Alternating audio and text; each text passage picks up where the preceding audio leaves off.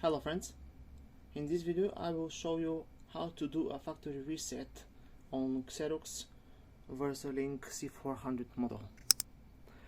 So to make this reset we have to enter the service menu. How to enter it? Press and hold for about 10 seconds the home button.